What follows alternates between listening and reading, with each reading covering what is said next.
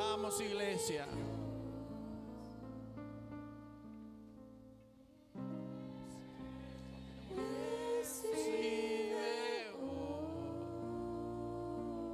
Dáselo bien fuerte, dale la gloria a Él.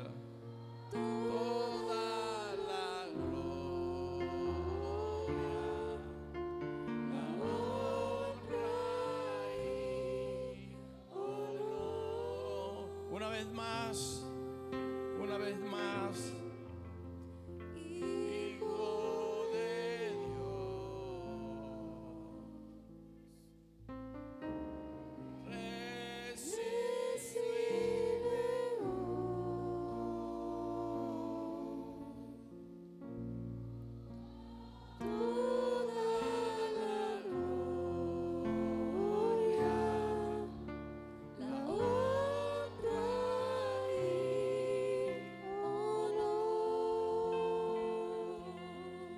Padre, recibe la gloria, recibe la honra, recibe la alabanza, recibe la adoración, porque tú sigues siendo Dios, porque por encima de ti no hay nada ni nadie. Señor, tu soberanía se manifiesta día tras día en nuestras vidas, Señor. Y sé que todo lo que tú permites, Señor, es porque así ha de ser, Señor. Porque tú eres Dios. Y a ti honramos, y a ti bendecimos, y a ti glorificamos, Señor, no solamente el día de hoy, todos los días de nuestra vida, Señor. Hasta que tú dispongas de nosotros, tú sigues siendo nuestro Dios y nuestro Padre Celestial en Cristo Jesús, Señor nuestro. Amén y amén. Bríndale un aplauso al Señor.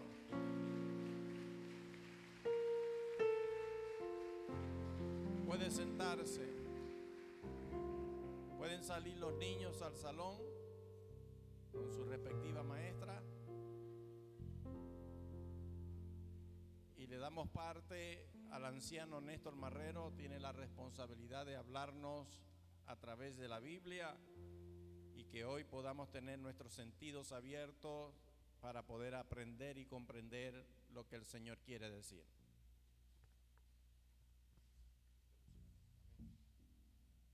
Gloria a Dios. A nombre de Cristo sea la gloria. Amén.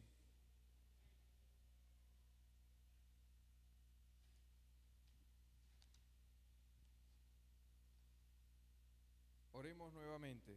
Señor Dios, glorioso Rey, gracias por esta mañana.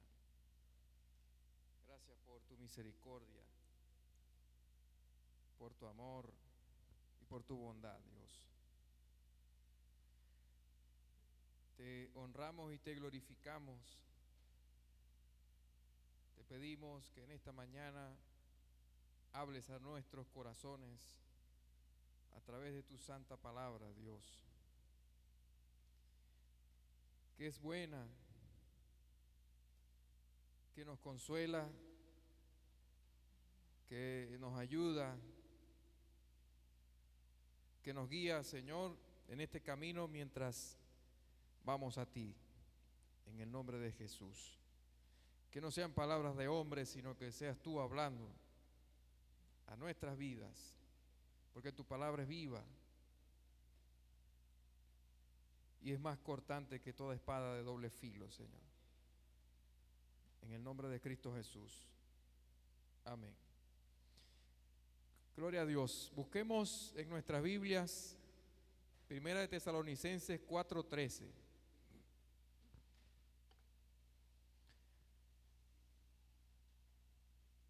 He titulado el mensaje de hoy, Se trata de Jesús. Anímate.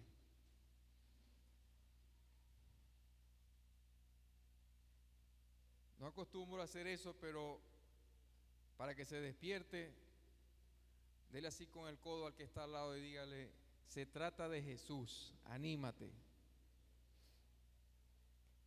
Primera de Tesalonicenses 4:13. Dice la palabra de Dios en el nombre del Padre, del Hijo y del Espíritu Santo.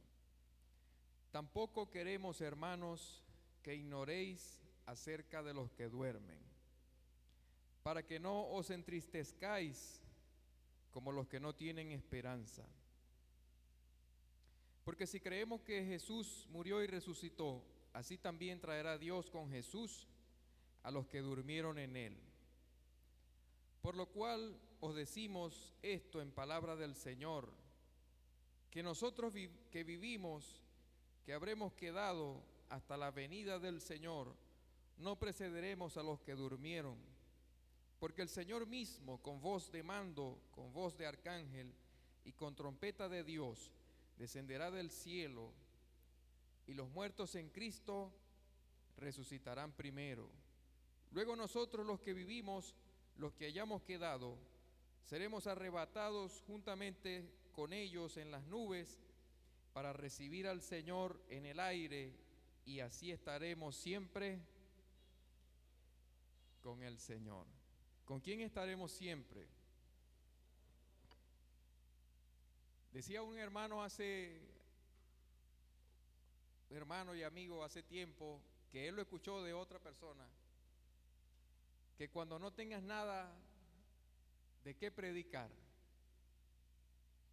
predica de Jesús. Amén. Y es que ese es el tema central. Se trata de Jesús. Y aprovechando el momento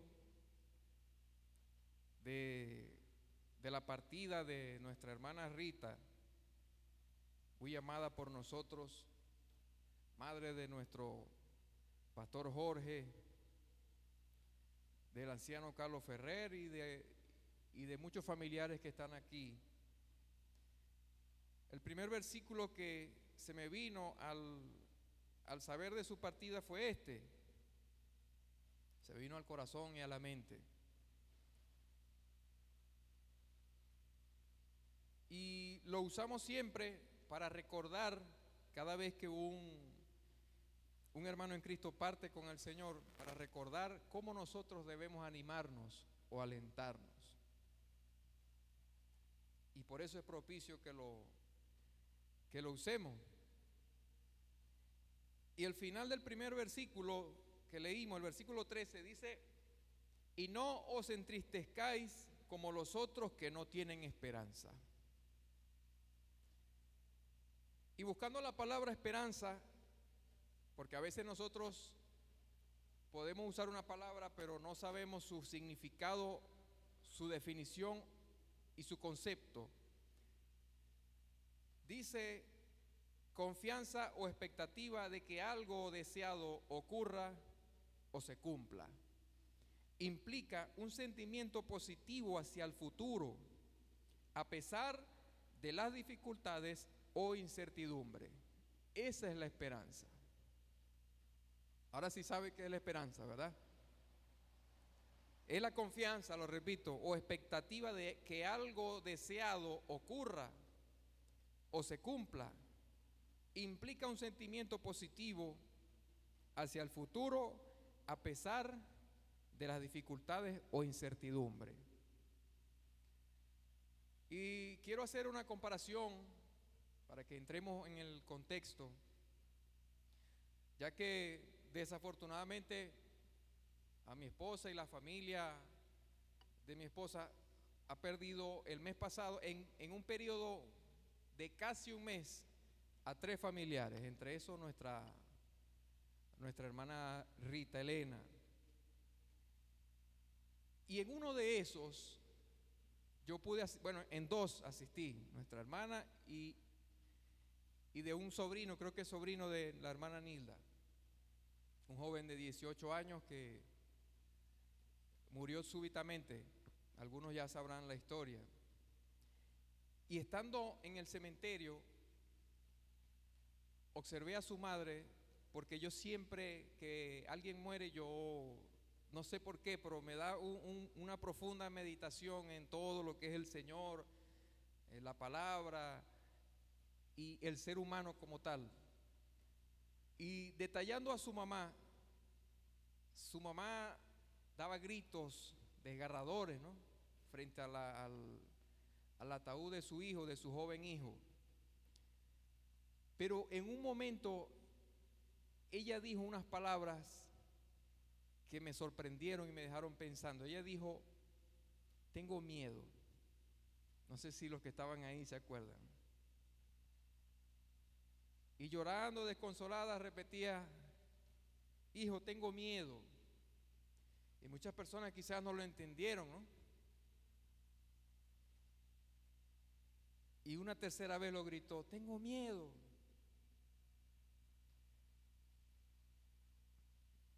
Y haciendo un contraste con cuando estaba yo en el cementerio con el pastor y los hermanos, había una gran diferencia en esa despedida. Lloraron también, o lloramos también, pero no era un llanto sin esperanza, no era un llanto con miedo. Al contrario, porque antes de salir al cementerio cantamos, adoramos al Señor. Incluso muchos rieron recordando las cosas buenas, bonitas. Y luego lloraron en el cementerio. Pero no hubo gritos desgarradores, no hubo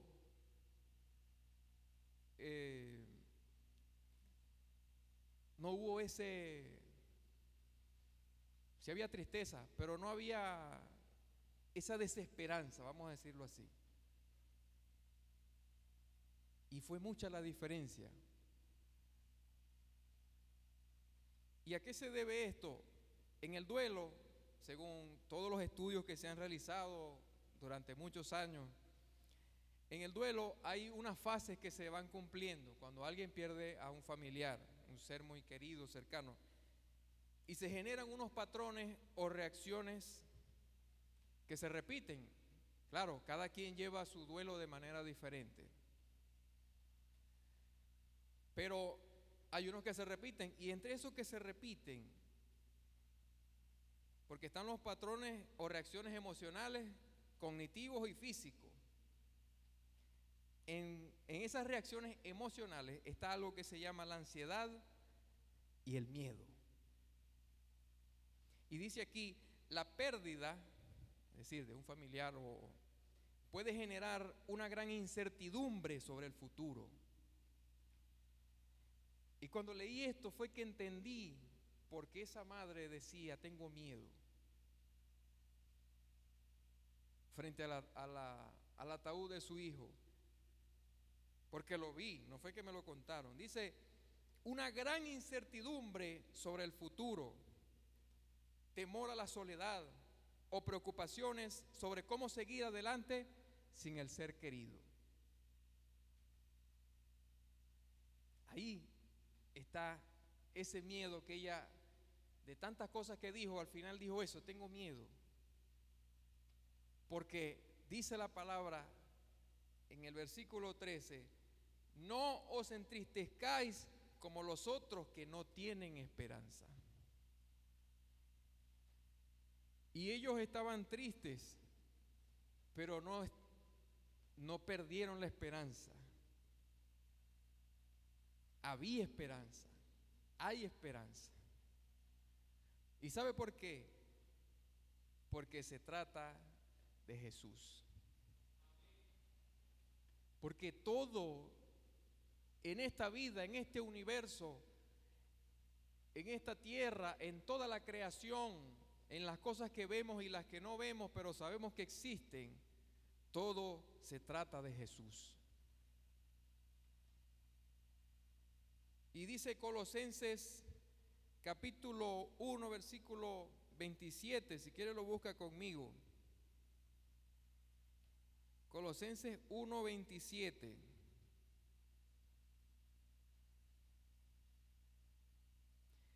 A quienes Dios quiso dar a conocer las riquezas de la gloria de este misterio entre los gentiles, que es en Cristo, en vosotros, la esperanza de gloria. Nuestra esperanza no está en el ser que partió. Nuestra esperanza está en Jesús. Que en ese ser que partió en Jesús, lo volveremos a ver. Pero primero veremos al Señor, nuestra esperanza. Y ya le vamos dando forma, porque en Primera de Timoteo 1:1 dice, búsquelo conmigo. Primera de Timoteo 1:1. Pablo, apóstol de Jesucristo, por mandato de nuestro Salvador, de Dios nuestro Salvador y del Señor Jesucristo, ¿qué dice ahí? Nuestra esperanza. Y a veces nos saltamos el saludo de las cartas paulinas, ¿no? Pero dice Pablo, del Señor Jesucristo, nuestra esperanza. ¿Por qué es nuestra esperanza? Porque Él es todo. Hebreos 6:19-20. Hebreos 6:19-20. ¿Cómo dice? La cual tenemos, bueno, desde el 18 dice, porque por dos cosas inmutables en las cuales es imposible que Dios mienta, tengamos un fortísimo consuelo, es decir, muy fuerte, los que hemos acudido para asirnos de la esperanza puesta delante de nosotros, la cual tenemos como segura y firme ancla del alma, que penetra hasta dentro del velo, donde Jesús, ahí está nuestro protagonista, donde Jesús entró por nosotros como precursor, hecho sumo sacerdote para siempre, según el orden de Melquisedec. Yo me gozo en esta palabra, yo no sé usted, hermano. Para asirnos, es decir, para agarrarnos. Cuando usted se va a asir, se agarra duro de la esperanza puesta delante de nosotros, que está firme y segura como un ancla en nuestra alma. Usted sabe el poder que tiene un ancla en un barco inmenso, que cuando la lanzan el barco, ahí queda. Y el barco es súper más inmenso que el ancla. Y el barco queda ahí. Así es esa esperanza. Y no es nada que dice, se ancla en el alma y penetra hasta dentro del velo, el que estaba en el templo. Dice, donde Jesús entró por nosotros. Y se metió el Señor ahí para convertirse en el sumo sacerdote para siempre. Así que Jesús, espero que haya quedado claro eso, es nuestra esperanza. Y es nuestra esperanza porque todo se trata de Él. Todo se trata de Jesús. Por eso dice Primera de Juan, capítulo, creo que es el 2, no recuerdo, pero usted lo puede buscar. Dice, no améis al mundo, ¿ni qué? Ni las cosas que hay en el mundo, porque el que ama al mundo más que al Señor, el amor de Dios no está en él. Y cuando nosotros amamos más al mundo, perdemos la esperanza. Si no, pregúntele a aquel que se ha ido al mundo y regresó. Aquel hijo de Dios que se fue al mundo, lo vimos perdido en el mundo y regresó. Pregúntele cómo se sentía antes de venir. Depresión, estrés y desesperanza. Deje de leer la Biblia y deje de orar para que usted vea cómo se va a sentir, dónde va a quedar su esperanza. Y que lo toque una tristecita pequeña. Y usted después me cuenta cómo se va a sentir. Cuando nos alejamos del Señor, o aquellos que están afuera, lloran sin esperanza, porque no conocen al que es el autor, el protagonista de todas las cosas. Y ese es nuestro Señor. Revisemos un poco Colosenses capítulo 1, versículos 15 al 19.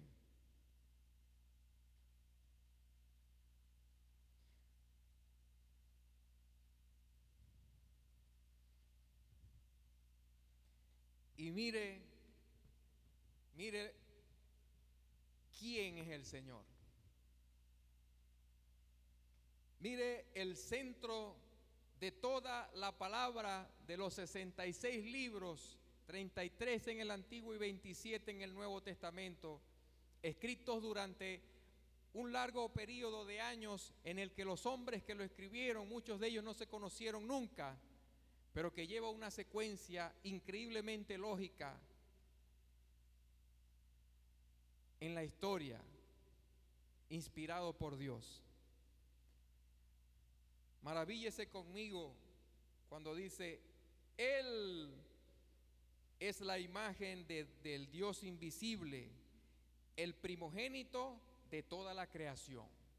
Escuche lo que dice de Jesús: porque en Él fueron creadas todas las cosas, las que hay en los cielos y las que hay en la tierra, visibles e invisibles, sean tronos, sean dominios, sean principados, sean potestades, todo fue creado por medio de Él y para Él. Y Él es el antes de todas las cosas, y todas las cosas en Él subsisten. Y Él es la cabeza del cuerpo, que es la iglesia. Él es el principio, el primogénito de entre los muertos también, para que todo tenga la preeminencia, por cuanto agradó al Padre que en Él habitase toda la plenitud. Nada más y nada menos que nuestro Señor Jesús. Para que habitase toda la plenitud, es decir, que todas las cosas completitas, la plenitud, habitasen en Él, en Jesús. Se trata de Jesús. Tu vida se trata de Jesús. Mi vida, tu muerte y mi muerte se tratarán de Jesús. Amén. Se tratarán de Jesús. Y eso resalta otro atributo de Dios, que es la aceidad, que es un atributo que Dios tiene, que Él subsiste por Él mismo, por el mismo poder de su gloria. Él subsiste. Él no subsiste por nadie más. Dios no existe porque dependa de otra cosa. Él tiene independencia absoluta. Al contrario, de Él salen todas las cosas. Lo leímos en Colosenses. Nuestro amado Señor, bueno, santo y todopoderoso, de Él se desprenden las cosas y Él existe por sí mismo. Todo lo demás deriva de Él. Amén. Por eso nuestra esperanza, toda tristeza, incluso esa tristeza es necesaria, incluso el sufrimiento es necesario. Ya vamos a ver por qué más adelante. Pero existe por sí mismo. Y por eso evangelizar, escúcheme esto, y lo anoté por aquí porque me he dado cuenta de eso. Evangelizar no es decir Dios ama a todos incondicionalmente, porque eso ni siquiera es verdad. Dios ama a sus hijos, a sus escogidos. Y dice la palabra que Dios está irado con el impío todos los días. Entonces no podemos, como unas religiones por ahí, decir que Dios ama a todos incondicionalmente. O que Dios ama al pecador, pero ya va. Dios ama al pecador, pero no al pecado. ¿Y por qué dice, está airado con el impío todos los días? Entonces ese no es el evangelio, y tampoco es Dios te ama y tiene un plan maravilloso para ti. Eso tampoco es el evangelio. Aunque esa parte sí es cierto. Dios nos ama y tiene unos planes excepcionales y espectaculares para nosotros. Pero ese no es el evangelio. Y usted dirá, ¿cómo? No es. O ya se imagina por dónde voy. Claro que sí. ¿Eso significa que puedo ser perdonado y tener una vida significativa? Por supuesto que sí. Pero esas son las consecuencias y el resultado del verdadero evangelio. ¿Sabe qué es el evangelio verdadero? ¿Y cómo debemos evangelizar? ¿Sabe cuál es el evangelio verdadero? Lo dijimos al principio, es el título. Se trata de Jesús. Ese es el evangelio. ¿Sabe qué sí es el evangelio? Que Jesús nació según las Escrituras. Que el Salmo 45:2, búsquelo conmigo. Que el Salmo 45:2 dice maravillosamente: eres el más hermoso de los hijos de los hombres. La gracia se derramó en tus labios, por tanto Dios te ha bendecido para siempre. Nuestro amado Señor, ¿sabe qué es el evangelio? Que Él vivió su vida sin pecado, sin mancha, en todo cumplió, santo, fue santo. ¿Sabe qué es el evangelio? Que debemos proclamar que murió para expiar nuestra culpa en la cruz, que Dios lo llevó en gloria al cielo para ser coronado como nuestro rey. Ese es el evangelio. Y que tiene toda potestad en los cielos y en la tierra, según Mateo 28:18. Y que también fue instalado como nuestro sumo sacerdote. Que también ese ministro, ese sumo sacerdote ministra por nosotros todos los días, 365 días del año. Es nuestro Señor Jesucristo. Ese es el evangelio. No se trata de nosotros. No podemos predicar ese evangelio con nuestro testimonio ni siquiera. Podemos contarlo, eso es como la preparación, ese es el preevangelismo, lo que hizo Dios por nosotros, cómo nos transformó, pero ese no es el evangelio, es presentar a nuestro Señor Jesucristo, sus bellezas, sus virtudes. Porque si Dios lo está exaltando aquí en Colosenses y está diciendo que todas las cosas son para Él, yo debo centrarme en Él. Se trata de Jesús, siempre. Y ¿sabe qué también es el evangelio? Que volverá al final de esta gran historia a traer la plenitud de su reino. La plenitud de la que hablábamos en Colosenses 1:15, en el 19 dice: para que en Él habitase toda plenitud. Se trata de Él y de lo que hizo Él. Lo demás son consecuencias o es el resultado de la obra de Jesucristo. Cuando nosotros entendamos y veamos eso de una manera espiritual y lo asumamos en lo más interno de nuestro ser, nuestra esperanza nunca se va a quebrantar. Nunca. Y lloraremos y extrañaremos a aquellos que se fueron. Pero cuando entendamos que se trata de Jesús, estaremos tranquilos.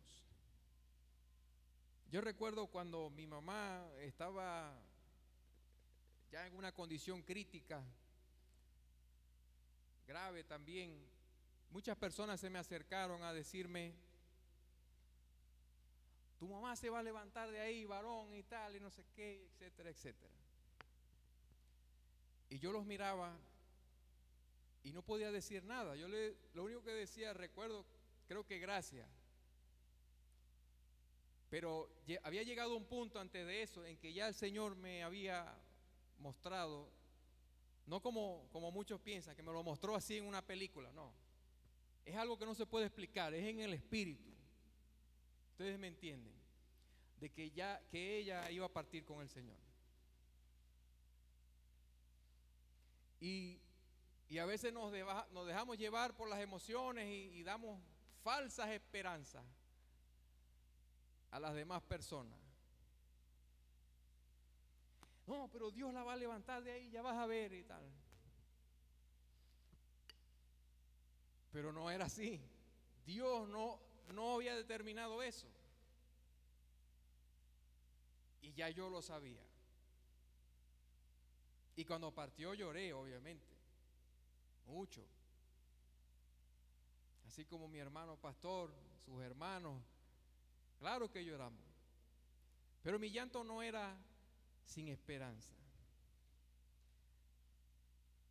Amén, porque yo sabía que ella había dedicado también su vida a Cristo.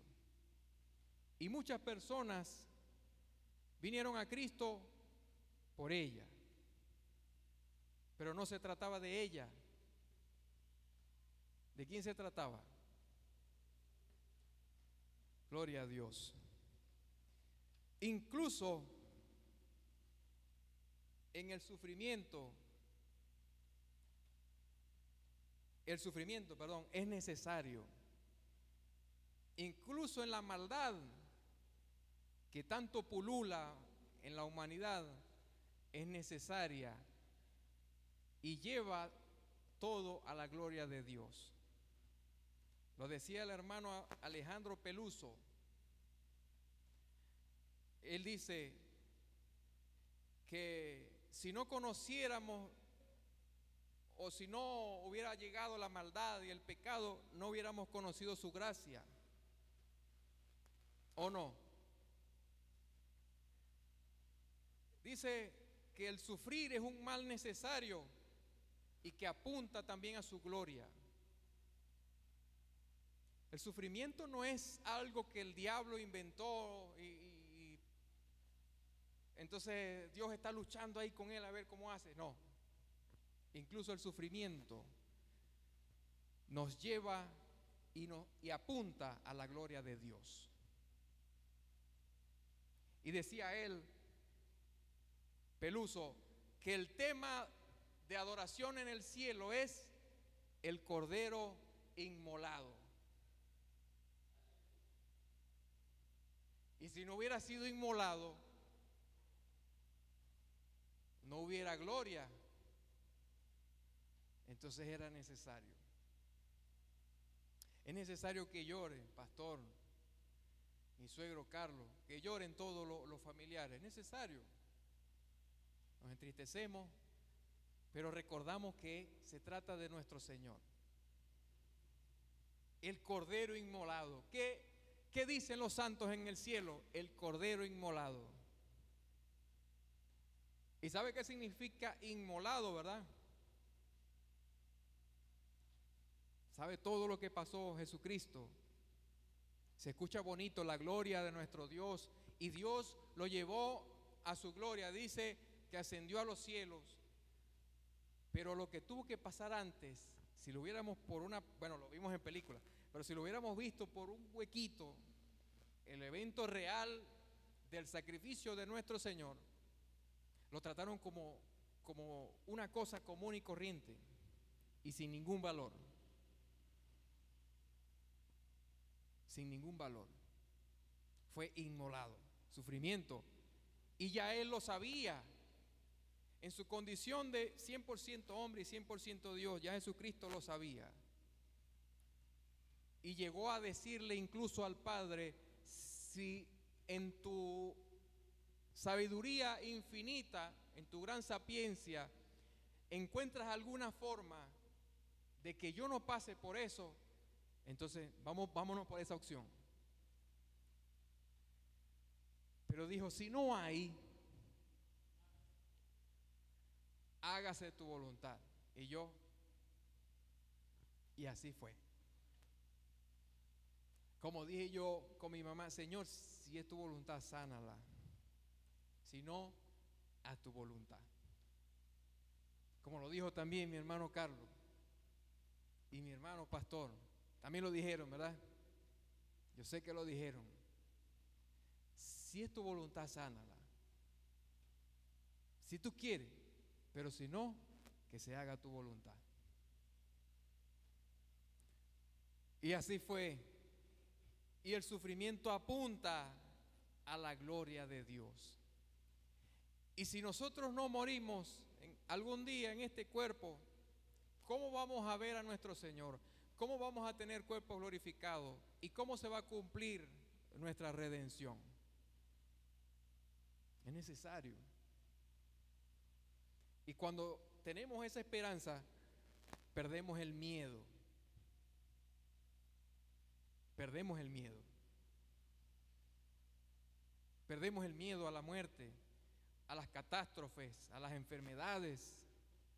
No nos controlan, porque sabemos que hay algo sumamente más grande, más indescriptible, que sobrepasa mi entendimiento, que sobrepasa mis emociones, que sobrepasa todas las tonterías que a veces se nos ocurren, que las pensamos y que nos llevan a cosas malas. Y de verdad confiamos en Dios. Adoramos a Jesús. Adoramos al que es dueño de todo ahora. El Padre le dio las llaves de todo. Toda potestad me es dada en los cielos y en la tierra. Y lo hizo nuestro Rey. Lo coronó, aquí está. Y es nuestro Rey. A ese nosotros adoramos. A ese nosotros exaltamos. Amén. Gloria a Dios. Y sabe que, ya para ir terminando, bueno, todavía no, pero sí, pero casi. Dice en nuestro versículo, nuestro pasaje principal, que es en 1 Tesalonicenses 4:13, dice el 15: por lo cual decimos que esto en palabras del Señor, que nosotros que vivimos, que habremos quedado hasta la venida del Señor, no precederemos a los que durmieron, porque el Señor mismo con voz de arcángel y con trompeta de Dios descenderá del cielo, y los muertos en Cristo resucitarán primero. Pero Él no está haciendo énfasis en los muertos. Ahí está poniendo solamente un orden. Dice: bueno, los que murieron en Cristo van primero. Pelearon la buena batalla, murieron en el Señor. Ahora estos van primero, luego los que están vivos. Él está dando énfasis, y dele usted en su mente, en su corazón y en su espíritu el énfasis principal, que es nuestro Señor. Porque el Señor mismo dice, y dice el 17, que con esto cierro, dice el 17: luego nosotros los que vivimos, los que hayamos quedado, seremos arrebatados juntamente con ellos en las nubes para recibir. Esa es la primera parte, sigue el orden. Primero los muertos en Cristo, luego nosotros los que hayamos quedado, subimos y los recibiremos con ellos en el aire. Dice, seremos arrebatados juntamente con ellos en las nubes. Y aquí viene lo principal, nuestra esperanza, nuestro gozo, nuestra alegría, nuestro deseo, que es, léalo conmigo, para recibir al Señor en el aire, y así estaremos siempre con el Señor. Aleluya. Estaremos siempre con el Señor. Hasta yo voy a aplaudir. Estaremos siempre con el Señor. Yo le pregunto, ¿usted quiere estar siempre con el Señor? Pero respóndaselo a usted mismo o usted misma. Ahora mismo, en este momento, ¿quisiera usted estar para siempre con el Señor? Piénselo. O piense, o usted dice, no, que todavía no venga, porque tengo unas cosas pendientes. ¿Qué puede ser más importante que estar para siempre con el Señor? No porque ya va, porque no, nada. Que venga. Ven, Señor, como dice la palabra. Sí, Señor, ven. Ven pronto, Señor. Amén. Como cuando llega el novio a la casa de la novia y la novia está haciendo cualquier cosa y deja todo botado. Ay, llegó fulanito y yo no me he bañado, no me he vestido. ¿O no? Por ahí se están riendo unos novios, ¿no? Pero es verdad, cuando venga el Señor yo voy a dejar todo botado, no me interesa más nada. Porque estaré para siempre con Él. Aleluya, se trata de Jesús. Nunca pierda eso de vista. Se trata de Jesús, no es de nosotros. Ni aún evangelizando, por eso lo dije. No, se trata de presentar a Jesús. No me voy a presentar yo, ni lo que hizo Jesús conmigo, eso es después. Yo presento a mi Señor y presento toda su hermosura, su virtud y lo que Él hizo. Gloria a Dios. Ahora yo quisiera cantar esta canción viejita. Ya cuando uno llega a cierta edad lo que hace es cantar canciones viejitas. Pero esta canción es de un hermano que, bueno, hoy en día está confundido, vamos a decirlo así, por las barbaridades que ha dicho. Pero cuando componía estas canciones, entendió cuál era el propósito de la adoración. Y quiero que nos pongamos de pie y adoremos al Señor de verdad, solo a Él. Ni siquiera vamos a decir lo bueno que ha sido con nosotros, no. Lo vamos a adorar a Él por lo que Él es. Que Él es el más hermoso, como dice el Salmo que leímos, el más hermoso de los hijos de los hombres, porque la gracia del Padre se derramó sobre Él. Aleluya, gloria a Dios. Gloria a Dios, Señor. Te adoramos, Padre. Rebosa mi corazón con palabras de amor. Aleluya. Dirijo al Rey mi canción, postrado en adoración. Sí, Señor.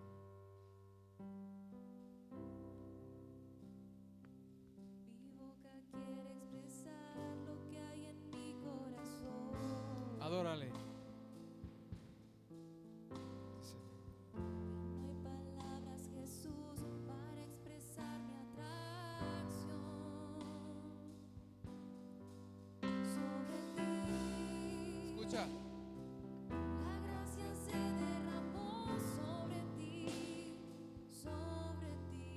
Jesús. Eres el más hermoso de los hijos de los hombres, sobre ti. La gracia se derramó sobre ti. Eres el más hermoso. Eres el más deseado,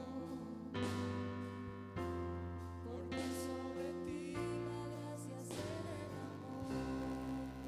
Aleluya. Díselo una vez más, Señor. Rebosa mi corazón Con palabras de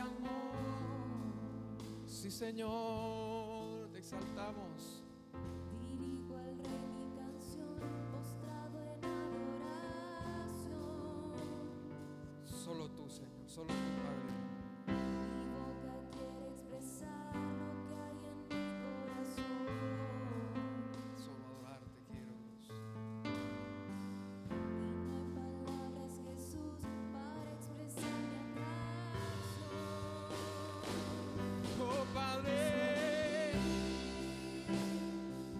la gracia se derramó sobre ti. Sobre ti, Jesús, eres el más hermoso de los hijos de los hombres. La gracia se derramó sobre ti, Jesús, eres el más hermoso, eres el más deseado. Porque sobre ti la gracia se derramó. Una vez más, dile sobre ti. Sobre ti la gracia se derramó sobre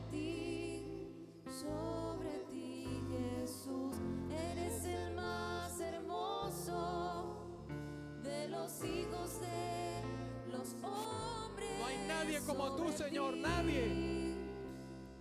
A ti adoramos en esta mañana. derramó sobre ti, Jesús, eres el más hermoso, eres el más deseado, porque sobre ti la gracia se derramó. Sí, Señor. Gracias, Padre. Gracias porque tenemos un Dios, un Rey verdadero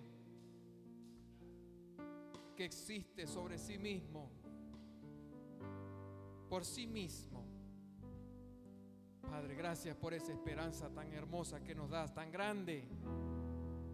Permite que cada uno de los que estamos aquí y de los que escuchan esta palabra, su espíritu, Señor, sea atravesado por ella y aprendamos a adorarte en espíritu y en verdad, para que así vivamos sin miedo, sin tristeza y sobre todo con esperanza, en el nombre de Jesús. Amén y amén. Gloria a Dios.